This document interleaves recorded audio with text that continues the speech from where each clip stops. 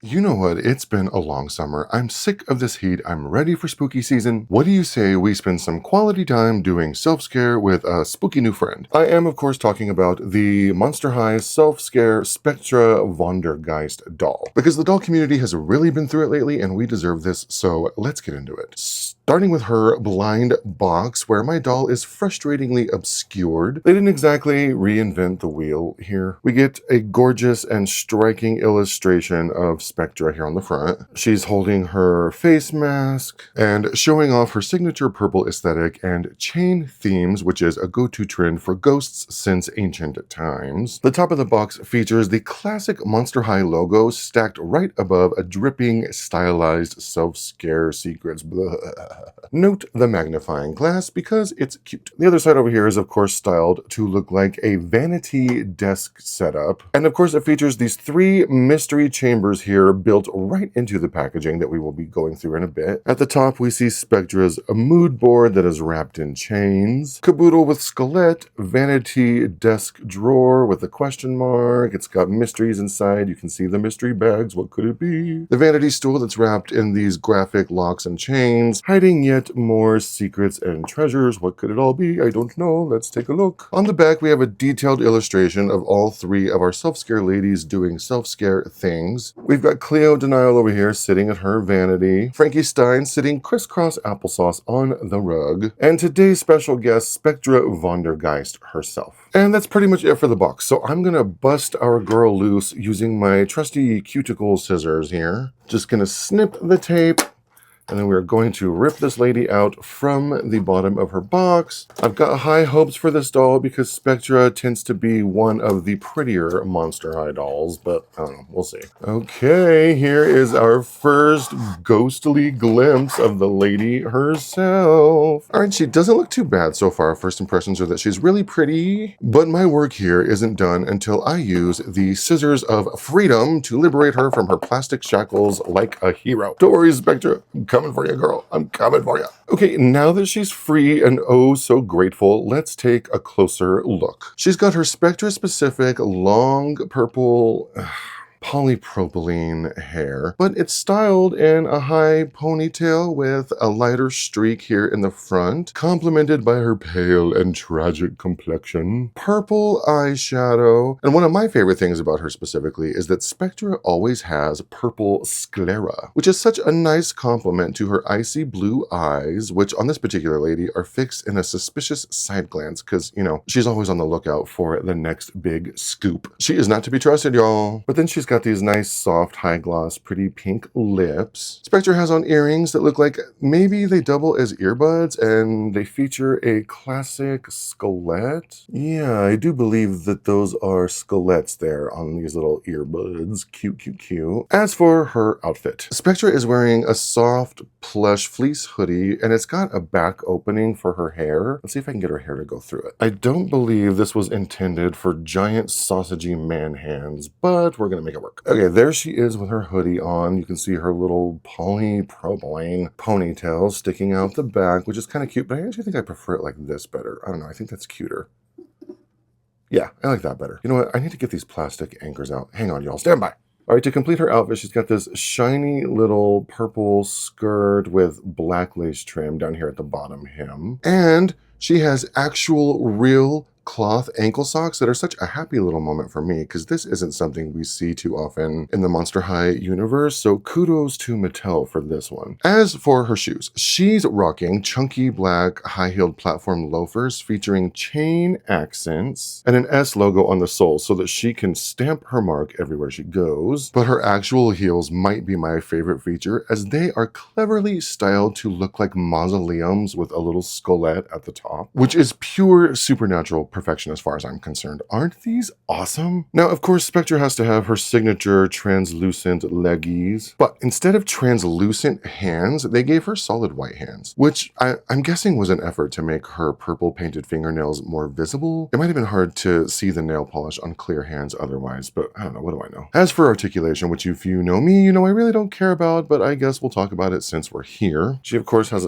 a opposable head, shoulders that go out as well as side to side, bendy little elbows, bendy little wrists, hips that go out and back and forth so she can do all her funky dance moves, and of course knees. Boop. All right, let's put her aside so we can give her a nosy little taste of her own medicine and rifle through her personal possessions. I'm just gonna rip all this open. Ah!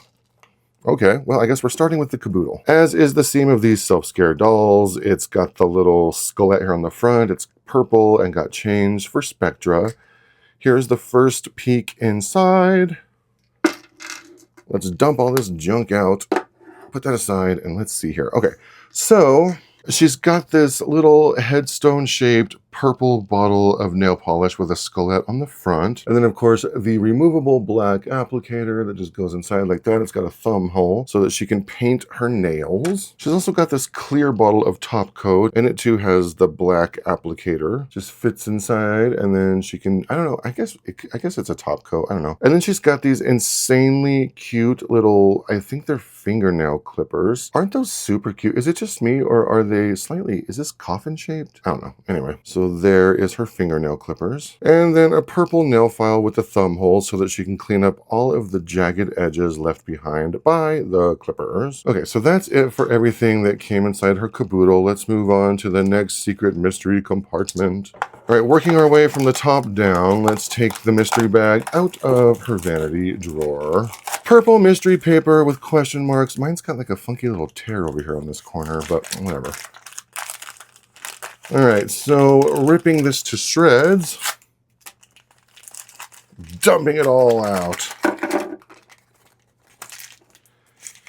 It came with this cardboard set of instructions for one of the accessories, so we're just going to toss that aside. All right, so next up, this incredible, imaginative, ghost-shaped nail UV drying lamp with convenient little bloody handprints inside to show where the hands go. It also came with this wrist cushion. I think it maybe goes like this or like this. I don't know. We'll piece it all together momentarily. And then blue drying wipe cloth towel thing. I'm not sure, some sort of a towel. All right, the third and final compartment, her little vanity stool. Another purple mystery bag with question mark and all this junk out of here. All right, the good folks over there at the Monster High think tank were on fire with this one because this is maybe my favorite Monster High accessory of all time. I love this detail so much. This is a headstone themed record player. It's got little molded bones on the sides and back, and then some pretty little embellishments here in the front. It's got a clear lid with spiderweb detailing, and inside, up here at the top, it says RIP. It's got the face here for the record, and then it's got this hot pink skeletal arm for the actual needle of the record player. And for her listening pleasure, she can play her mini purple vinyl record by Melody Veil. So it just pops into the record player like this, and then you can put the little arm on it, just like that. And I don't know if y'all can see this, but it says Boo up there at the top. It says number 13 mix, and then down at the bottom, I think it says it's her number 1 haunted remix, maybe? I don't know. It's hard to make out. But as far as I know, Melody Veil isn't an actual Monster High character, but now that they've put her out into the universe, I think she needs to be, so get on it, Mattel, because we are all eager to meet her. Okay, moving on.